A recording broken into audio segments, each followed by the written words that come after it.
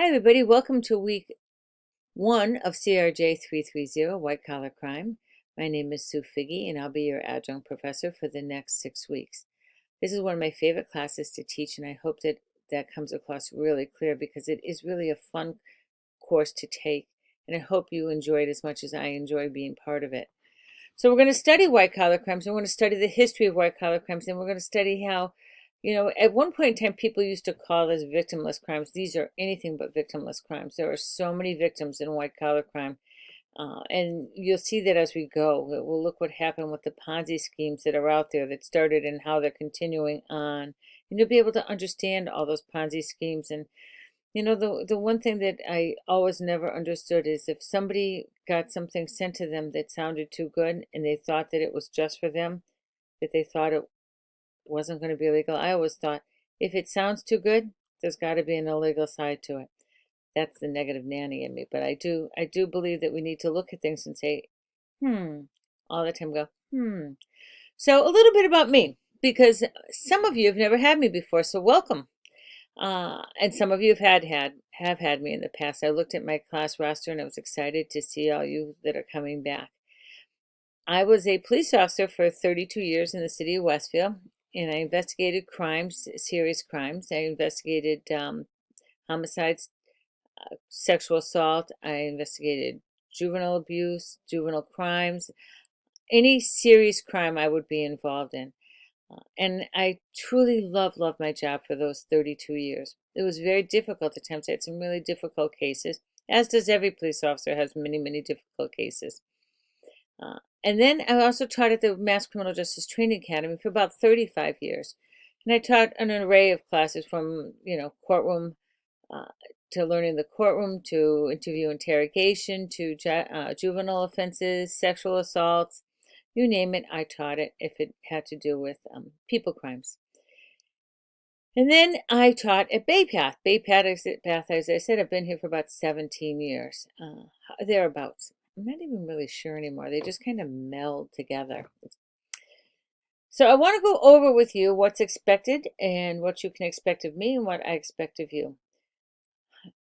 For the next 6 weeks, every single day, I will go to my computer and I will check my computer at least 2 to 3 times a day to see if somebody has written to me.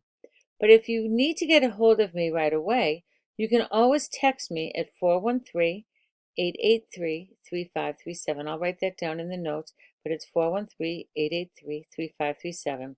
If you can't find a source or you're having a hard time understanding something, always text me. We can figure out a way for you to get that. That's not an issue whatsoever.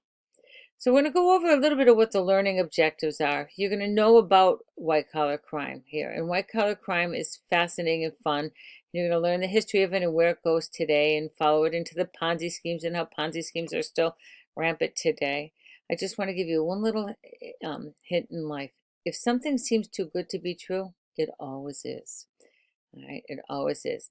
Let's talk about the evaluation, how I determine what grades. All right, so the grade is 70-30. 70% is your paper, 30% is your written discussion and your responses. Now, your written discussion and responses, I really, really want you to make sure you get these in on time. I cannot accept a late discussion because your whole class relies on you to have a response to that. So your discussions need to be in. The school has set that policy and they are sticking with it, and I agree with it. That must be in by 11:59 on a Thursday of the week the assignments due.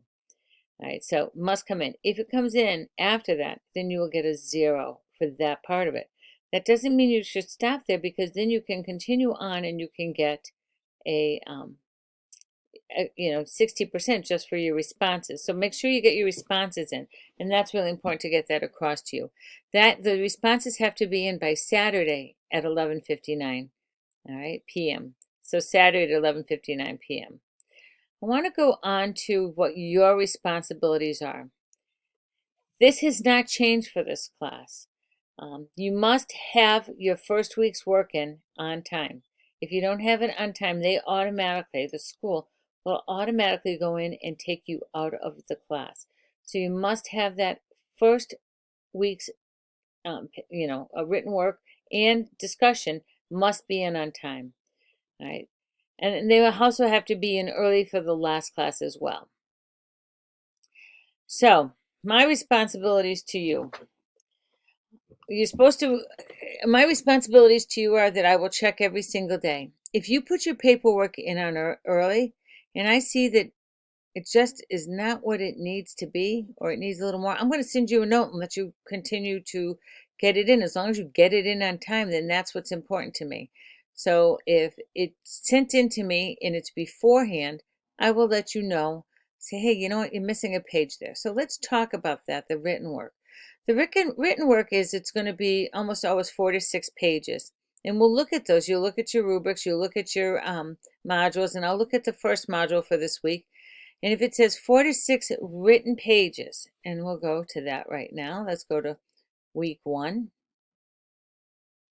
Week 1. So we start with due to federal regulations and the college policy, all late assignments cannot be accepted for week 1 if they come in late. So just know that and live by that.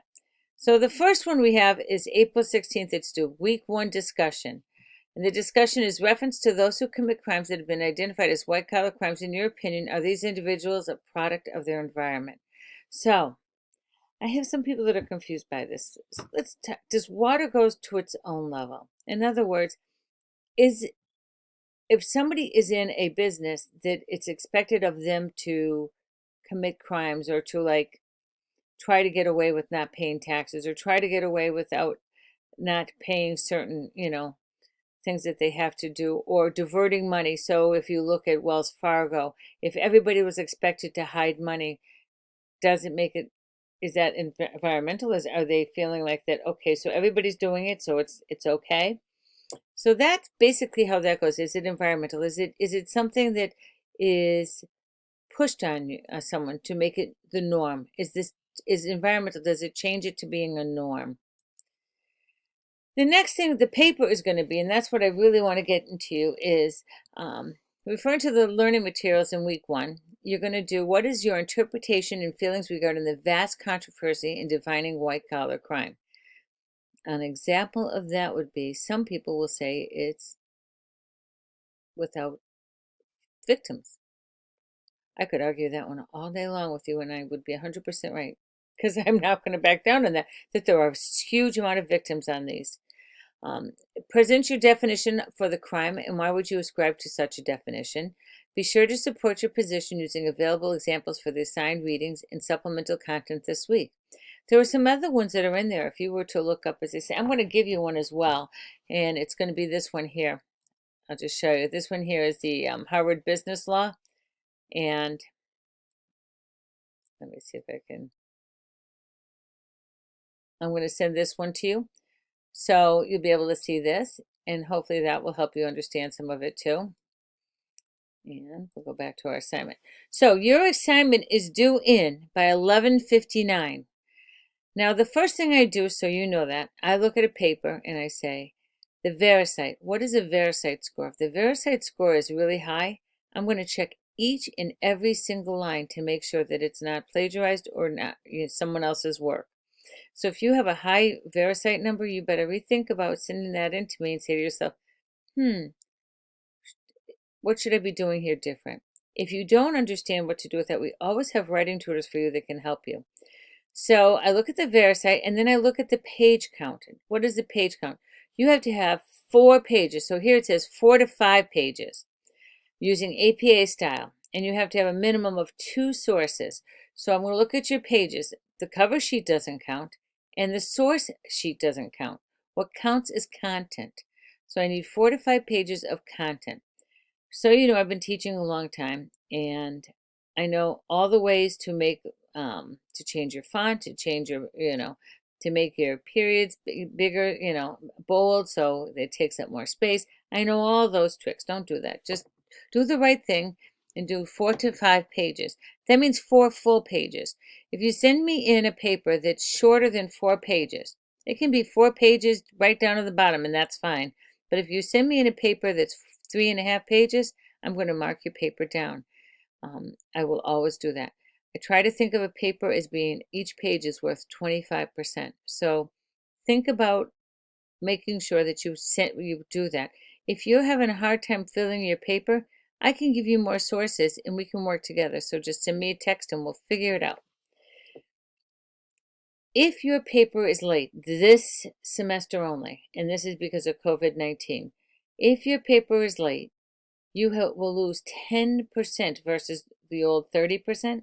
You'll lose 10%. The school has changed that to be more lenient on that. So you lose 10% of your paper, of your grade. And I will tell you, when I get your papers in, it's glaring. It's bright red. It says late, late, late at the top. There's no way I can get around that. But let's talk about life and how life is throwing us some challenges. God forbid this happens, but if somebody in this class gets sick, you need to send me or have somebody send me an email, and we will work this out so you don't lose this class, so you can pick it up when you are feeling better. And that's what I want you to know, is I'm going to work with each and every one of you. I myself am worried about myself, so I have made it so if I get sick, I have someone that will take over this class, that can be very helpful. I'm hoping that I don't. I am certainly have not seen anybody really for 21 days. I've stayed in my house, been doing what I've been told, and hoping it's not as easy for a lot of people out there. It's a lot easier for me to do it, being that I'm retired. So for those of you who are working, I'm so sorry that this is happening, and I know that it's a worry for you. And I know a lot of you have children as well, and other family members in your house. So getting back to this, any reason, send me a text. Send me a text. We're going to figure it out. We're going to make sure that everybody gets through this class, even if we have to do an extension of time because you do get sick. And I'm hoping none of you do, but if you do, we will continue on and we'll figure it out, okay? So I'm going to leave at that. I'm going to say, if you need anything, please give me a call. Please, stay healthy, enjoy this class, and till we meet again. Sue Figge.